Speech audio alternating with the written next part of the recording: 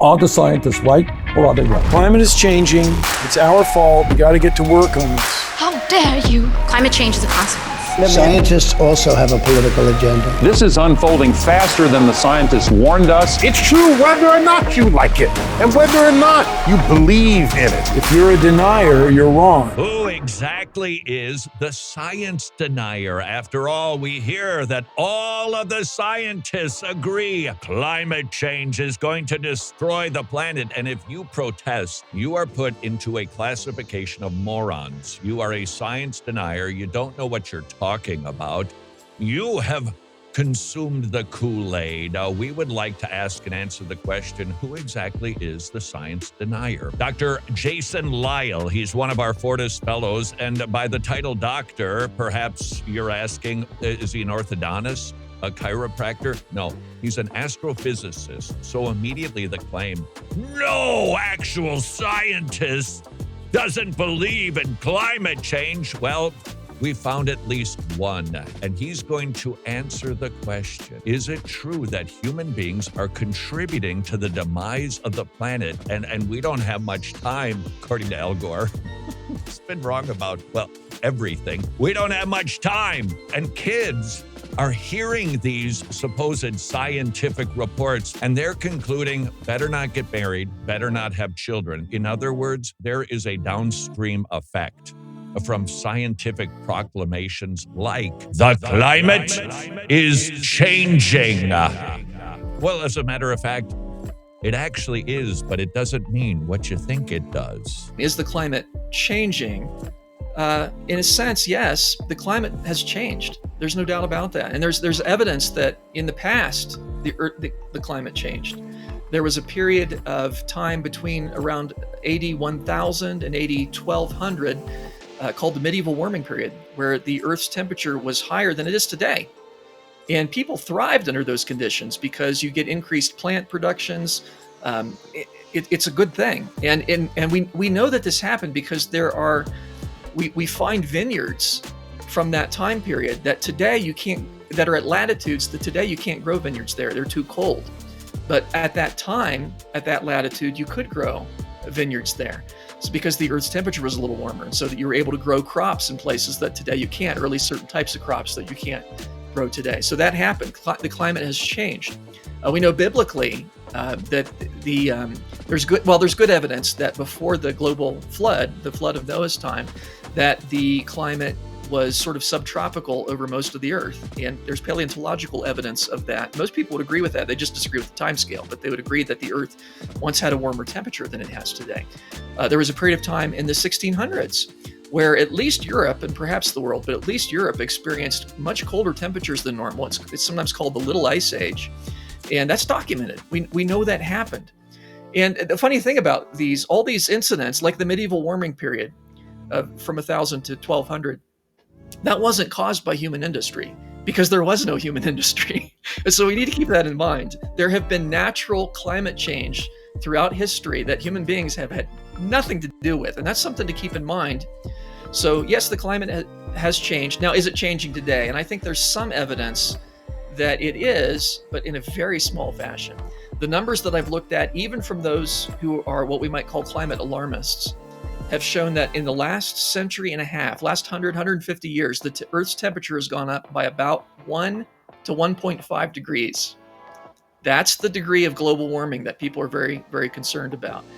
And of course, again, the alarmists would say, well, yeah, but it's the trend we're seeing. In the future, it's going to be much worse. But think about that. In the last, if you believe the alarmists, in the last 150 years, the Earth's temperature has gone up by about 1 to 1.5 degrees. So it's a small amount. And I'm going to accept for the sake of argument that that's accurate. And it's very hard, especially with instruments of the past where they weren't as accurate as instruments today. It's hard to know how those are calibrated and so on. But I'm going to accept for the sake of hypothesis that that's right.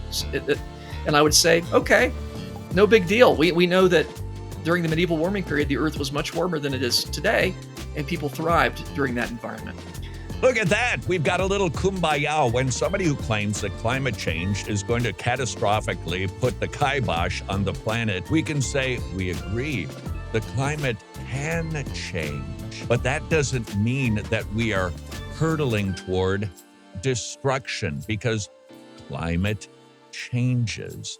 However, there is another accusation that those who are proponents of climate change bring, that Dr. Jason Lisle, by the way, you can watch his entire webinar. It's about a 75, 90-minute affair over at fortisplus.org. He tackles climate change challenge number 2. Humans are the ones that are causing all the trouble. Is that true? So the second claim then, that human beings are causing this. This is the big one. This is the one, and I don't think there is a consensus on this topic. I would disagree with those who would say, oh no, all scientists are in agreement. I don't believe that's even true, even of secular scientists.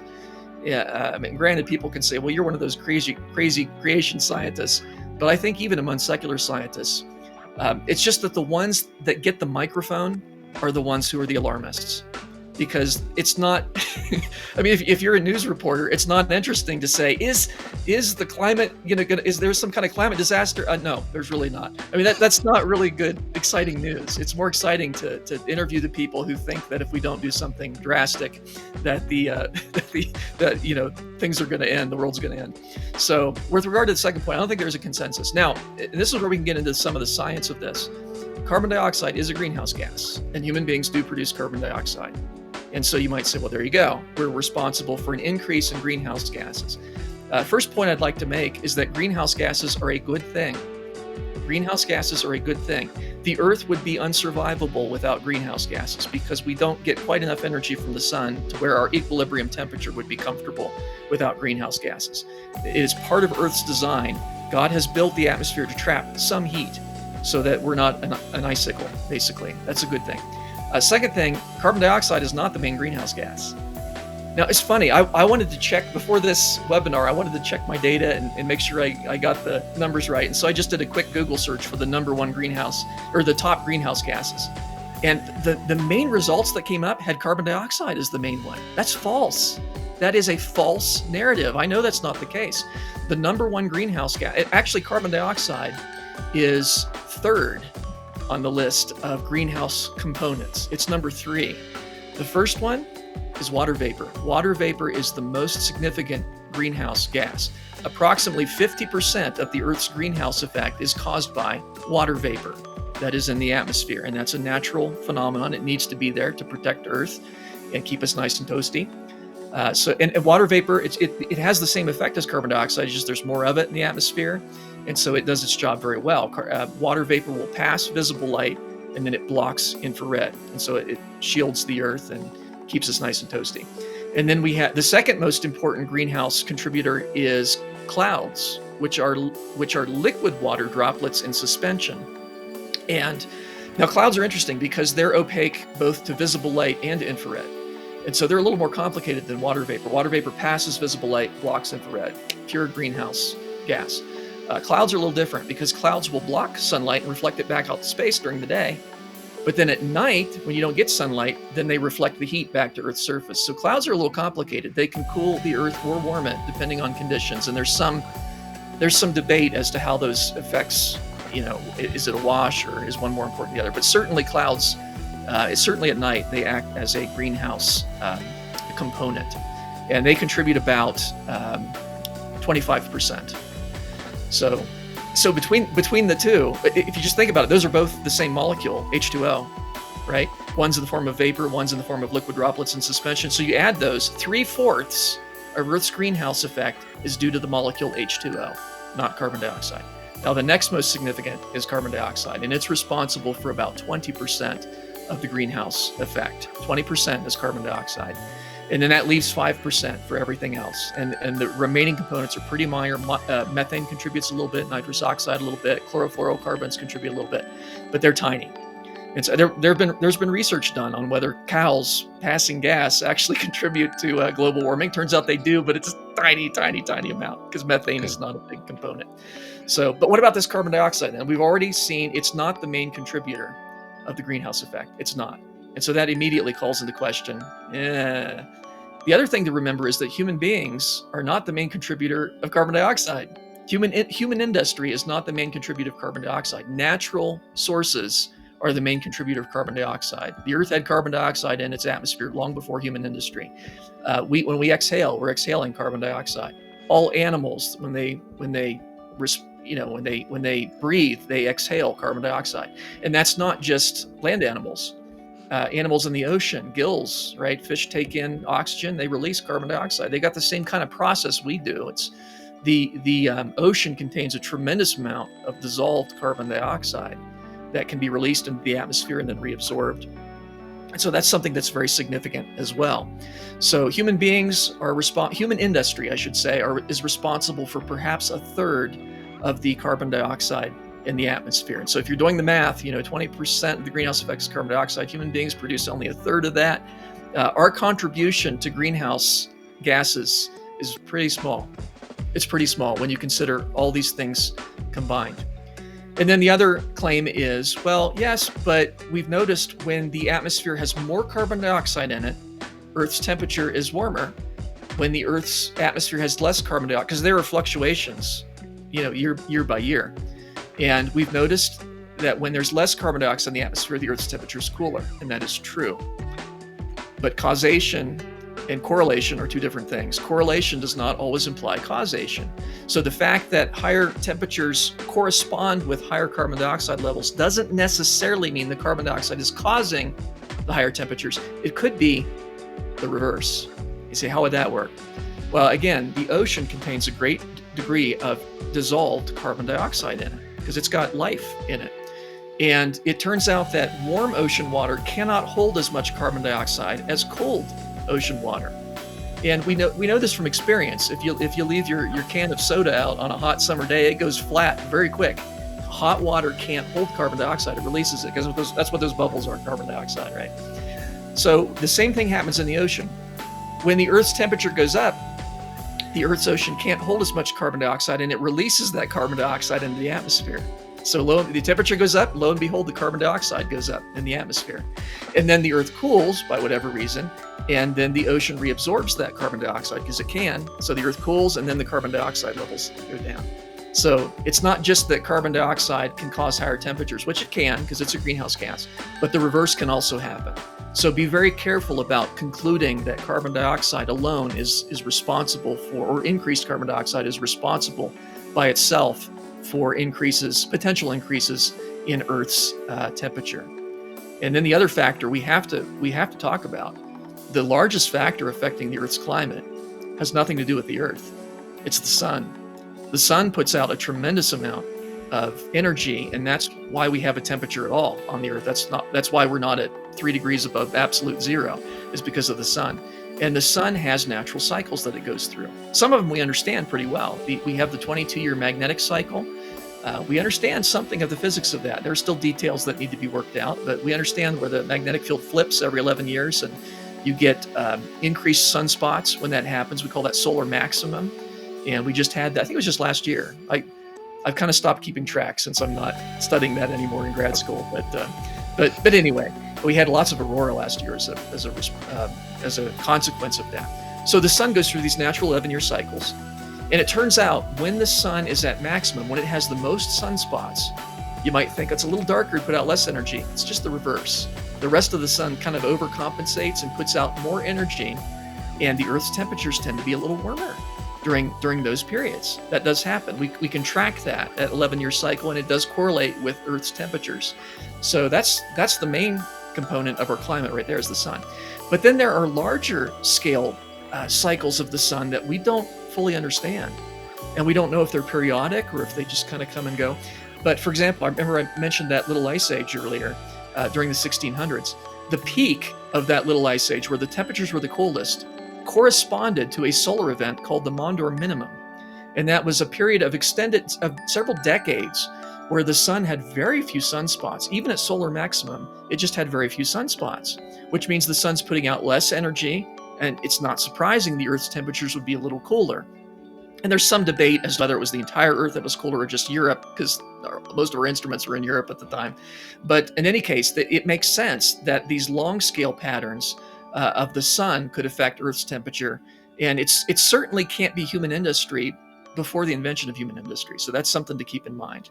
Now, I am open to the possibility that human industry has contributed in a small way to climate change, but I'm skeptical that we're the main component. I think that's something that needs more research. It's not something that's obvious from the scientific data that we've explored. Well, we know secular humanists love to think that we humans could do everything. The reality is, it appears we don't have the ability to destroy the universe.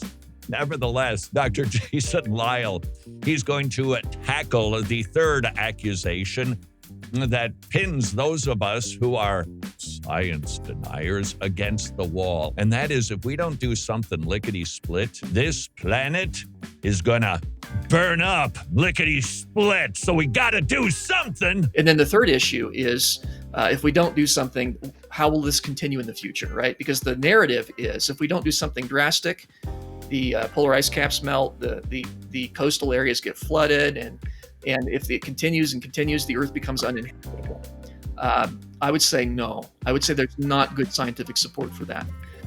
Let's assume, for the sake of argument, that the 1.0 to 1.5 increase in temperature over the last 150 years is real, and that it's caused by human industry due to increased carbon dioxide. Again, both of those are, the first one I think it's pretty good. The second one is questionable. But if we continue to increase the atmospheric carbon dioxide, and by the way, there's good evidence the atmospheric carbon dioxide has increased as a result of human industry. I don't think that's disputable. That is something where there's good consensus on that. The question is it causing global warming? And will it continue to do so? And the answer is probably not. And the reason is the main infrared bands that carbon dioxide absorbs and redirects back to the Earth are very near what we call saturation. And what that means is they're basically absorbing 100% of the infrared, which means adding more carbon. You can't absorb more than 100%. So adding more carbon dioxide would not tend to result in an increase in temperature. And by way of analogy, imagine I had a light bulb here in it, and that represents the heat from the Earth. And I want to trap that heat. I want to trap, in this case, light. What I could do is I could take dark glass and build a box around it, and that would trap that light, right? It would trap most of it. It would let a little bit through, but let's say it's 90% opaque, and so only 10% of the light is getting through. Pretty good. I've done my job. I've trapped in that light. I could trap in more by adding another layer of that glass. So the original layer is trapping 90%. If I add another layer, it's not going to trap another 90%. That would be 180%. That's not right. It's going to trap 9% of the remaining. So now I'm trapping 99% of the light. I could do a little better by adding another layer, but only a little bit because there's only 1% left. I'm basically trapping all that I can. Carbon dioxide is like that. The carbon dioxide that's in the atmosphere now is basically in the main bands, it's basically blocking 100% of the infrared in those main bands. And so what that means is adding, in the past, if you added more carbon dioxide, higher temperature. Today, if you add more carbon dioxide, the temperature might go up a little bit, but it's not going to double again because it's already near saturation. Now, there are some other bands that are not saturated. Some people say, well, yeah, they can still block more. And that's true. But the point is, it's not a linear response. Doubling the carbon dioxide does not double the Earth's temperature. It goes up just a little bit. So that's another reason to think that even if we did nothing, it's not going to be a catastrophe. That's an example of a feedback mechanism, a negative feedback mechanism. You increase the carbon dioxide, it just reaches a new equilibrium condition. But wait, there's more. There's another negative feedback mechanism that the Lord has built into the earth, and it's called plants. Plants love carbon dioxide. That is their food. Plants extract carbon dioxide from the air. They use energy from the sun to break that apart, release the oxygen molecules, and then they use the carbon to build themselves, which is amazing. In my yard, I've got a bunch of pine cones, and it's amazing to think that was once air. That was once carbon dioxide that the tree extracted and then spit out the oxygen and use the carbon to build that pine cone. And if I plant it, I'll get another one of those machines, it's just amazing. So that's pretty cool. But plants, it turns out if you increase the carbon dioxide in the atmosphere, plants grow faster. They grow more lush. You get increases in vegetation. You get increases in crop yield. And if you have more plants, what do? They remove more carbon dioxide. So you see, all that happens if you increase the carbon dioxide is the plants match it and then reduce that carbon dioxide until it reaches a new equilibrium condition. So it's not something that's going to run away. We're never going to have a condition on Earth like Venus, where Venus has that runaway greenhouse effect. And that's because, first of all, Venus is 30% closer to the sun anyway, which means it's getting twice as much energy from the sun as we get to begin with. There's no way you can make Venus habitable, even if it had a nice atmosphere. And Venus has 90 times the atmospheric thickness of the Earth. It's basically trapping everything that hits it. That's never going to happen on Earth. We don't have those conditions. And we have these negative feedback mechanisms that will correct automatically. It's pretty hard to break nature. God designed a very robust Earth. And so to my climate alarmists, with respect to the climate, you're just not that important. You're just not. I mean, you think you're going to break the Earth. You're not. God has built in these feedback mechanisms. And the other thing to remember too is if you increase the carbon dioxide, we know that increases plant production. This is called carbon fertilization. It's something that's been well studied. I read an article recently that this has been documented recently that we have experienced in the last few years as a result of increased atmospheric carbon dioxide. We have experienced increased plant growth on Earth, increased crop yields. That's going to provide more food for more people. That's a good thing. And then the other thing to remember too is far more people die from exposure to cold than exposure to heat. So if the Earth's temperature goes up a little bit, what's that going to do? It's going to save human lives. Talk about chutzpah. Sorry about that. Talk about overconfidence in human abilities. The people who are proponents of climate change would tell you not only are we human beings contributing to the planet burning up, but we also have the ability to make it better. Is that true? That leads us to criterion number 4, or myth number 4, that we need to do something to fight climate change. Really? Because it seems to me, if the temperature continues to go up a little bit, and it can't go up too much because the carbon dioxide is saturated, if it continues to go up, you're going to get increased crop yield. That's going to help people. You're going to have fewer people die from exposure to cold. That's going to help statistically. Why are we fighting something that is potentially saving lives? Something to think about. Now, don't get me wrong. I'm all for programs that, there are other types of pollution that are very bad for human health. And we need to be good stewards of God's earth. But nonetheless, carbon dioxide is not something that is bad. It's something that's very good. It's plant food. It's something that I think these programs that are trying to reduce our carbon footprint are frankly just a waste of money. Okay, so a couple things. You shared a lot of great information there. I've noticed some folks in the chat asking about Todd Friel.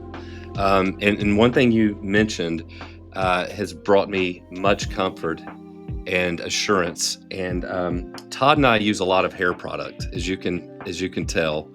But you said, I heard it from you, that we are not ourselves capable of harming the Earth's atmosphere, I guess the ozone, with our hair products. Did I hear you correctly?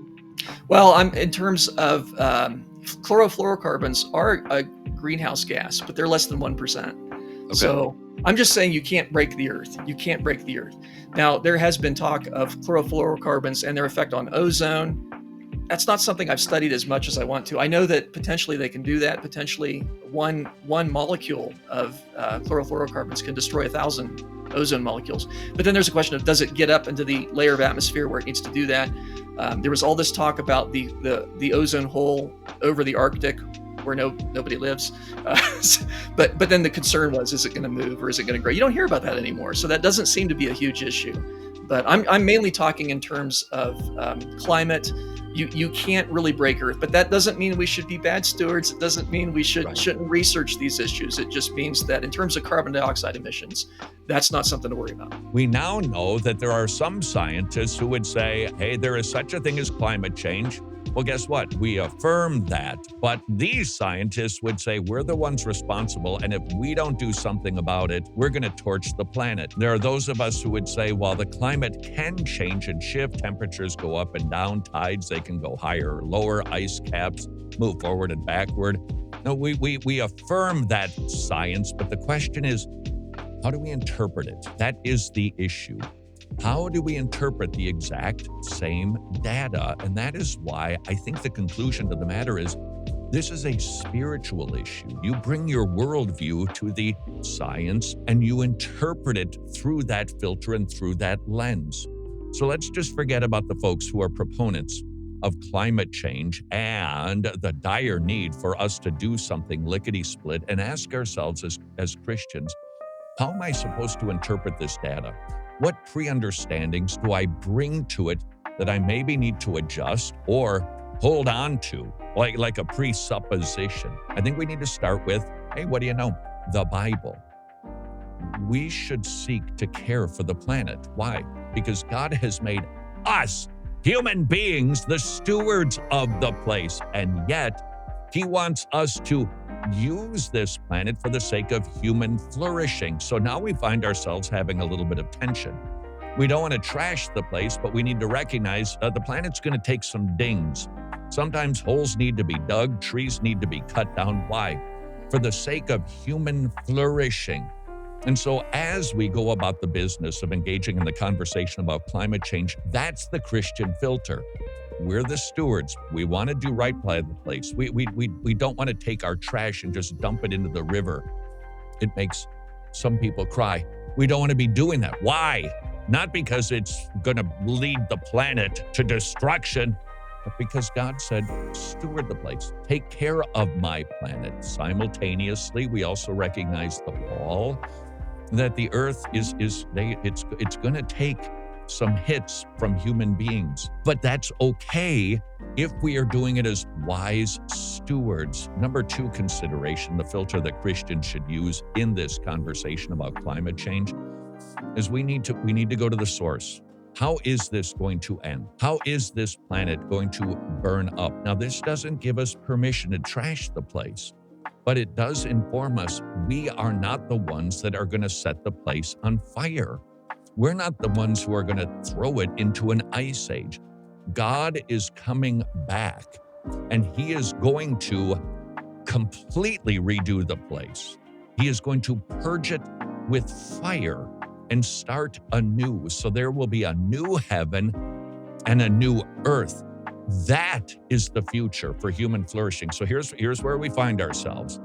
We deny the interpretation of the climate change advocates.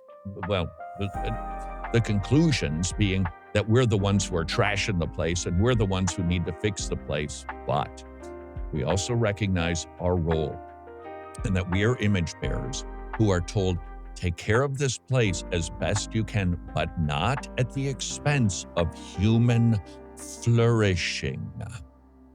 So the question is, who is the science denier? Discuss. Hi, I'm Ken Ham of Answers in Genesis. I'm thankful for the faithful work of Fortis Institute. They haven't wavered on their stand on God's Word. Even as the culture has shifted, they've stayed true to the gospel message and the Word of God. So congratulations to Fortis on 25 years of ministry. I encourage you to support them so they can continue for another 25 years.